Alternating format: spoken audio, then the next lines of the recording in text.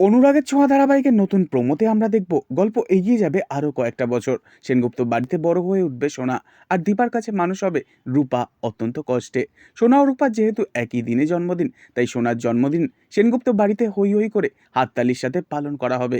সোনার জন্মদিনে আনা হবে বড় ক্রিম কেক। সূর্য তার মেয়েকে আশীর্বাদ করলে সোনা একটা কাগজের ফুল বানিয়ে সূর্যকে দেবে। সোনা জিজ্ঞাসা করবে, বাবা, এটা তো ফুল, তবে গন্ধ নেই কেন? সূর্য বলবে, সত্যি, জীবনের সব রং গন্ধ আমার হারিয়ে গেছে। অন্যদিকে গরিব রূপার জন্মদিনে দীপা হাতে করে পায়েসের বাটি এনে রূপার মুখে ধরবে। রূপা বলবে, না, আমার কেক চাই জন্মদিনে। দীপা বলবে, ঠিক আছে, কেক আছে তো। বলেই দীপা প্লেটের মধ্যে একটা কেকের ওপর মোমবাতি গিতে রূপার মুখের সামনে নিয়ে গিয়ে ধরবে। ঠিক যেমনটা আমরা বিভিন্ন চা দোকানে চা বিস্কুটের সাথে বিক্রি হতে দেখি সেই প্রকার কেক। খুশি হয়ে রূপা তার মাকে গাছের ফুল গিফট করবে, কারণ দীপা ফুল বিক্রি করেই নিজের কষ্টের সংসার চালাচ্ছে আজও।